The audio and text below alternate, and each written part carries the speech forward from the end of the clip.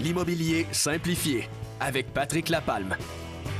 Certainement notre expert en immobilier, Patrick Lapalme de chez Remax Prestige, de l'équipe Patrick Lapalme. Salut Patrick. Hey, bonjour. Tu vas bien? Hey, super, super comme tantôt. Vendre une... ben oui, j'espère que tu vas aussi bien qu'il y a quelques minutes. Vendre une propriété, c'est de la paperasse. C'est de la paperasse, c'est de l'enquête comme qu'on mentionnait à la 301e chronique. Donc, on est présentement à la 302e.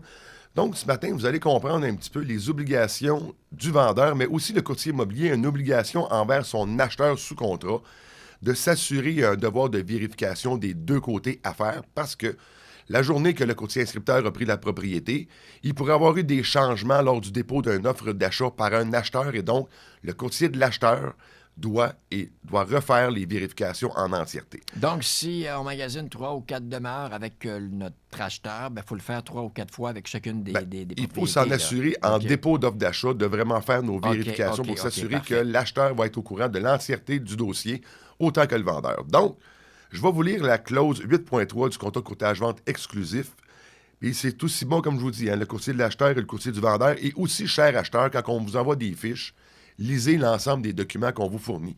C'est beau de regarder des photos, mais il peut y avoir des facteurs qui sont significatifs pour vous et non pour votre courtier, pour s'assurer que ça va convenir à votre propriété. Donc, la clause 8.3 du contrat de courtage-vente est que le vendeur s'engage à fournir à l'agence ou au courtier et dans les meilleurs délais les documents suivants qui ont à sa possession: contrat d'acquisition, tout autre titre de propriété, rapport d'inspection et de toute autre expertise, dernier compte et reçu de taxes, documents relatifs à l'assurance, baux, documents relatifs au logement permettant d'établir les revenus et les dépenses de l'immeuble, documents relatifs aux appareils et équipements devant être pris en charge par l'acheteur, donc les ventes à tempérament, les actes de cession de baux, des plans de piquetage, analyse d'eau, analyse de sol, rapports environnementaux, plan inventaire des biens immeubles pour les inclusions et les exclusions. Soyez prêts à répondre à votre courtier pour ça. Ensuite de ça, les contrats de service, les contrats aussi d'emploi, permis, procuration et de façon générale, tous les documents concernant l'immeuble, notamment ceux qui vont être requis pour procéder aux répartitions lors de la vente. Les répartitions, un exemple, réservoir de mazout, on a 50% de mazout à l'intérieur, on fait la vente, on va faire remplir par notre vendeur le réservoir pour connaître la capacité du réservoir complet. Le notaire va faire ses répartitions, va vous donner le prix à payer pour vraiment s'assurer que l'acheteur part avec son plein et le vendeur a reçu son dû par rapport à la moitié du réservoir. On le comprend bien. Mais ce qu'il faut vraiment savoir, quand on a tous ces documents-là, et c'est là que le travail d'enquête va embarquer. Je vous donne des exemples. Dans l'acte de vente, ce qu'on va retrouver qui va vraiment être très important pour toujours fixer le prix de la valeur de la propriété. Est-ce que vous avez acheté ou vendu avec une garantie légale?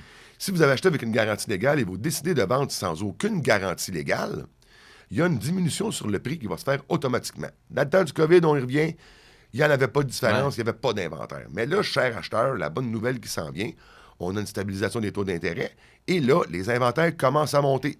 Donc aussi, les délais de vente vont commencer à se rallonger. Donc, les prix devraient avoir une stabilisation et même une légère baisse. Donc, soyez aux aguets, les acheteurs qui sont présentement sous contrat, vous allez avoir des propriétés beaucoup plus qui vont revenir. Aussi, dans l'acte de vente, un autre fait qui est super important, vous avez une convention d'indivision. Donc, vous avez acheté avec 2 partenaires, un conjoint, peu importe. Il y a un droit de premier refus à l'intérieur de cette clause-là. Donc, vous pouvez racheter la part de l'autre au même prix qu'une offre d'achat déposée. Donc, on a une propriété de 350 000 $. Vous décidez d'établir votre droit de préemption. Donc, votre offre d'achat, vous allez pouvoir couper l'acheteur qui se présente pour acheter la propriété à 175 000 $. Il faut s'assurer, en tant que courtier immobilier, autant pour l'acheteur et que pour le vendeur, que votre droit de préemption, allez-vous le prendre ou vous ne le prendrez pas? Il va falloir l'indiquer au contrat. Aussi, dans les déclarations antérieures, dans les actes de vente, ça s'est vu, ça s'est trouvé. Notre équipe, on l'a déjà découvert. Le vendeur avait décidé d'inscrire, étant donné qu'il avait vendu de gré à gré la propriété, qu'il y avait déjà eu une culture de cannabis à l'intérieur de l'immeuble, antérieurement à l'autre vente qui a été faite. Donc, ce fait-là est très important à mettre à la déclaration du vendeur. Et aussi, on fait un lien avec le financement. S'il n'y a pas eu de travaux avec une culture de cannabis qui a été faite, est-ce qu'une institution financière va prêter? Très peu de chances. Donc, il va falloir s'assurer que les travaux de réhabilitation vont avoir été faits. Aussi, dans les mêmes types d'idées, on parle des rapports d'inspection, tous les rapports de tests de sol, tests d'eau, fournissez-les nous à notre équipe Et aussi, on va être en mesure de décrire les travaux qui ont été effectués dans votre ancien rapport d'inspection pour aller mousser votre vente. Donc, si vous avez fait des travaux à l'intérieur quand vous avez acheté la propriété, des travaux de changement de fenêtre, des choses comme ça, électricité, peu importe, donnez les factures et nommez-les à l'intérieur de votre rapport d'inspection. Tout va être documenté et la valeur de votre propriété va naturellement être supérieure et n'oubliez pas, nous, en tant que courtier du vendeur, on fait ce travail-là, mais aussi avec le courtier de l'acheteur, on va effectuer exactement le même travail pour s'assurer la véracité de l'ensemble des documents qui vont être reçus. Pour protéger son acheteur. Pour protéger l'acheteur qui va aussi protéger le vendeur. Donc, il ne pourra pas avoir de recours possible entre les parties. Et tu le dis souvent, mais c'est important d'être à son affaire. Dès que vous êtes propriétaire d'une maison, gardez vos papiers, gardez vos factures dans une filière.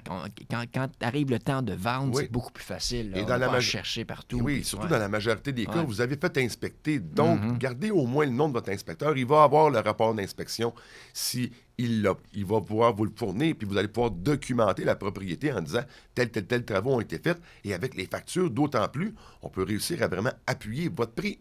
Patrick, si on veut te suivre ou revoir une des chroniques? Vous pouvez m'appeler facilement au 450-499-5544. Sur la Facebook, toutes les chroniques immobilières sont disponibles. Et sur la chaîne YouTube aussi, abonnez-vous. Patrick Lapalme, un but, une passion. Vendu. Du fun, des infos et le meilleur de la musique.